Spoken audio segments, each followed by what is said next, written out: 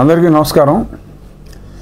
ఒక క్లారిఫికేషన్ ఇవ్వటం కోసం నేను ఈ చిన్న సమావేశం పెట్టడం జరిగింది.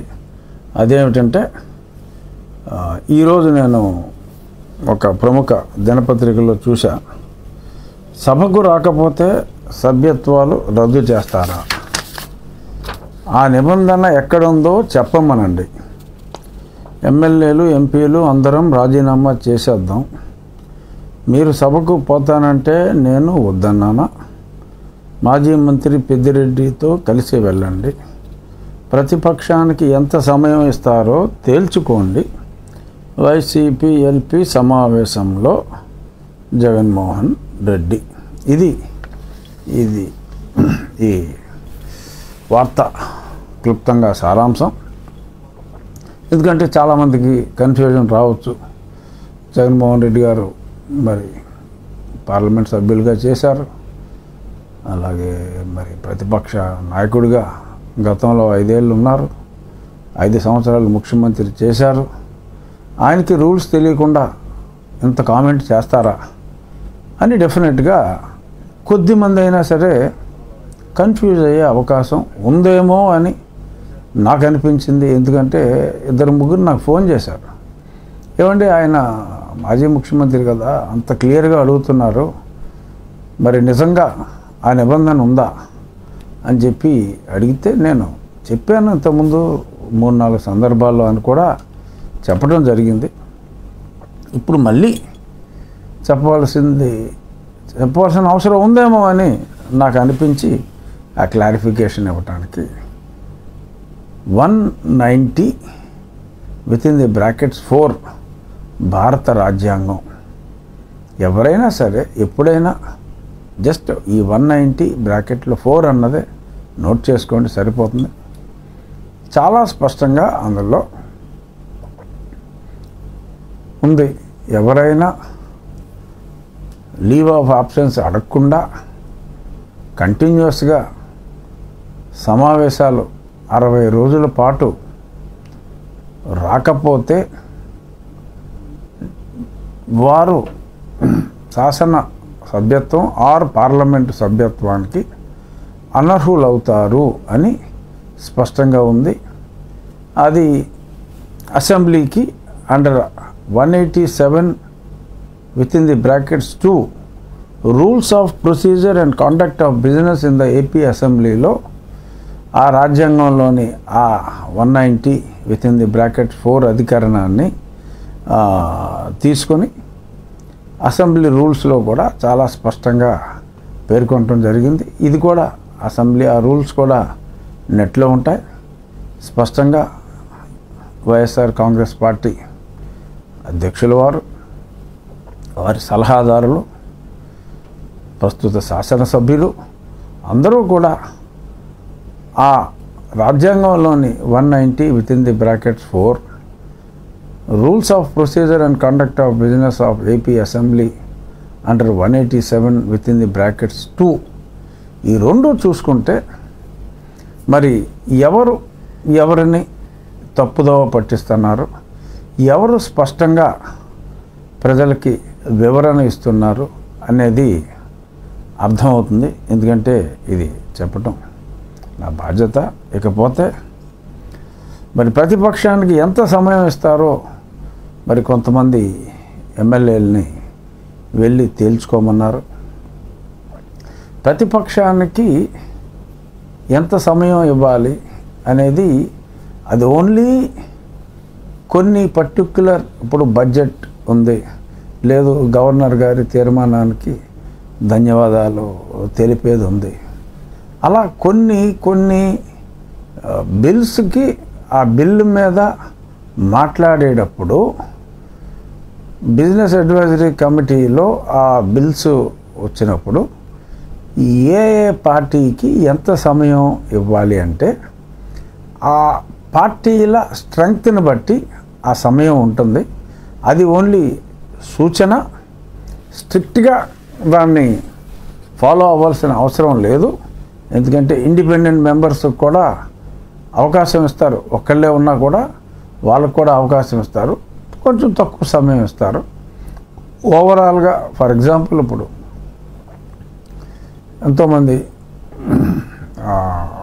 తెలుగుదేశం పార్టీకి సంబంధించిన సభ్యులు ఉన్నారు. వాళ్ళకి 5 నిమిషాలే సమయం ఇస్తాం, 10 నిమిషాలే సమయం ఇస్తాం అంటూ సమంజసం కాదు. కొద్దిమంది మాట్లాడే అవకాశం ఉంటుంది. ఎందుకంటే ఆ పార్టీకి 10 నిమిషాలే ఇస్తాం అని అన్నారనుకోండి, మరి 130 మంది పైబడి ఉన్న ఆ పార్టీలో మరి అంతమంది సభ్యులు ఉన్నప్పుడు వాళ్ళకి నేను ఆ 10 నిమిషాలే ఇస్తాను అంటాం సమంజసం కాదు. సో కాబట్టి మనకి లోక్సభ ఆర్ ఎనీ అసెంబ్లీ విధి విధానాల్లో ఆ కేటాయించే సమయం బిజినెస్ అడ్వైజరీ కమిటీలో కూర్చున్నప్పుడు డిసైడ్ అవుతుంది. వీళ్ళు యువజన శ్రామిక రైతు కాంగ్రెస్ పార్టీ వారు బీఏసీకి కూడా రావటం లేదు.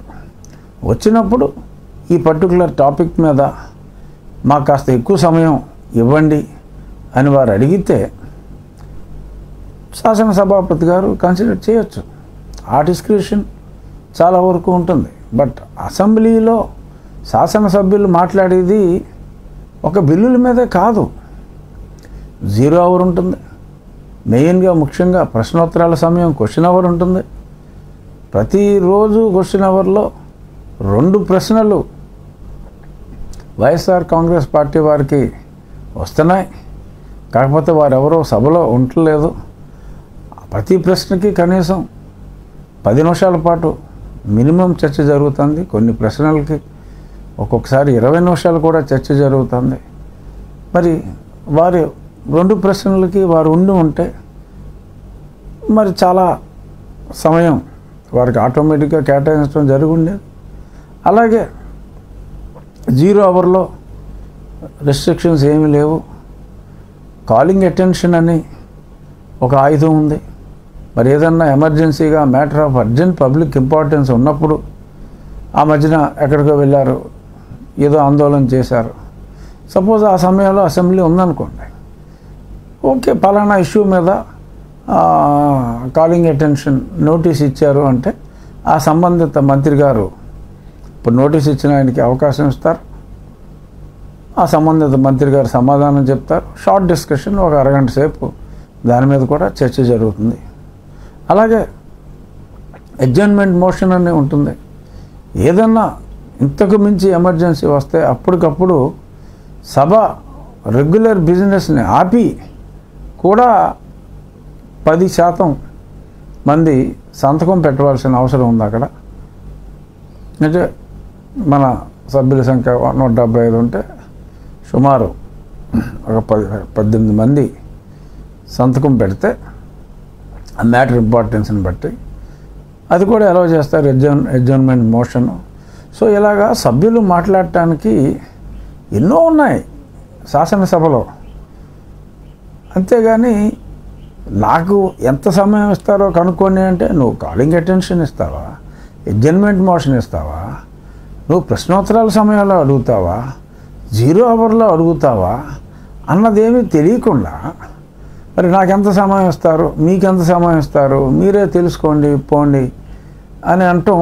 అది ఆ స్థాయి గల వ్యక్తికి మరి 5 ఏళ్ళు ప్రతిపక్ష నాయకుడిగా, 5 ఏళ్ళు ముఖ్యమంత్రిగా, పార్లమెంటు సభ్యుడిగా ఉన్న వ్యక్తులు ఈ రకంగా ప్రజల్ని తప్పుదోవ పట్టించటం అది ఒక శాసనసభ్యునిగా, మాజీ పార్లమెంట్ సభ్యునిగా అది సమంజసం కాదు అని నేను చెప్పడం కోసం, అంటే ప్రజలకి తెలియజేయటం కోసం నేను దీన్ని చెప్పడం జరిగింది.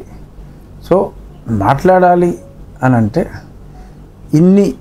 ఇన్ని అవకాశాలు ఉన్నాయి, ఇన్ని రకాలుగా మాట్లాడవచ్చు. స్పెసిఫిక్గా పలానా బడ్జెట్ మీద మాట్లాడాలి, ఇంకాస్త సమయం ఇవ్వండి అధ్యక్ష అని చెప్పి మరి అడిగితే తప్పకుండా కన్సిడర్ చేసే అవకాశాలు ఎక్కువ ఉంటాయి. శాసనసభలో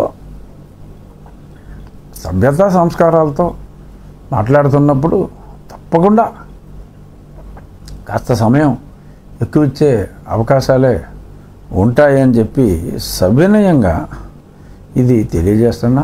ఇంకా మరి గతంలో మరి ఇప్పుడు ముఖ్యమంత్రి గారు సభకు రాలేదు, అప్పుడు మేమేమన్నా ఈ రకంగా ఈ రూల్స్ చెప్పామా అన్నారు. అసలు 5 సంవత్సరాల కాలంలోనే శాసనసభ నిర్వహించిన రోజులు చాలా తక్కువ. నవంబర్ 2021 అంటే 2.5 సంవత్సరాల తరువాత మొత్తానికే అసెంబ్లీ 68-69 రోజుల కన్నా జరగలేదు. 5 సంవత్సరాలు కలిపి ఆ కొరవ 2.5 సంవత్సరాల్లో కనీసం 35 రోజులు కూడా సభ జరగలేదు. కాబట్టి ఆ ప్రశ్నే ఉత్పన్నం కాలేదు. ఈయన మొదటి రోజు నుంచే రానని చెప్పడం జరిగింది. కాబట్టి ఆ రూల్ అన్నది రాజ్యాంగంలో రాసి ఉన్నది. మరి అది రాజ్యాంగమే తప్పు అని ఈయన అంటారా? మరి రాజ్యాంగం చదవకపోవటం ఆయన తప్పని ప్రజలు అనుకుంటారేమో అన్న విచక్షణ లేకుండా మరి వారు ఎందుకని మాట్లాడారో. ఎందుకంటే ఈ ఇష్యూ నేను గతంలో 1-2 సార్లు మాట్లాడున్నాను. కాబట్టి ఈరోజు అంటే ఈ పేపర్లో వచ్చిన వార్త నిజమని నేను భావించి నేను ఈ క్లారిఫికేషన్ ఇవ్వటం కోసం ఈ చిన్న సమావేశం పెట్టడం జరిగింది. మీరు ఇన్ని అవకాశాలు ఉన్నాయి. మళ్ళీ చెప్తున్నా, క్వశ్చన్ అవర్ ఉంది, 0 అవర్ ఉంది, కాలింగ్ అటెన్షన్ ఉంది, అడ్జర్న్మెంట్ మోషన్ ఉంది. ఇది కాక స్పెసిఫిక్గా ఏదైనా డిబేట్లో బిల్లు మీద డిస్కషన్లో పాల్గొనాలి అని అనుకుంటే బీఏసీలో సమయం దయచేసి అడగండి. లేదు సభ జరిగేటప్పుడైనా సరే సభలో అడగండి.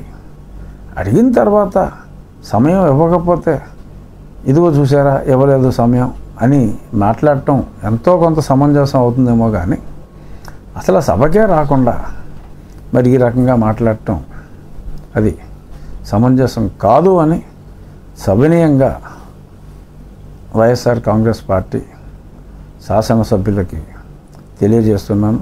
చూద్దాం మరి క్లారిఫికేషన్ తర్వాత మరి సభలో ఏమన్నా మార్పులు ఉంటాయేమో. మార్పులు ఉండాలని ఆశిద్దాం. నమస్కారం.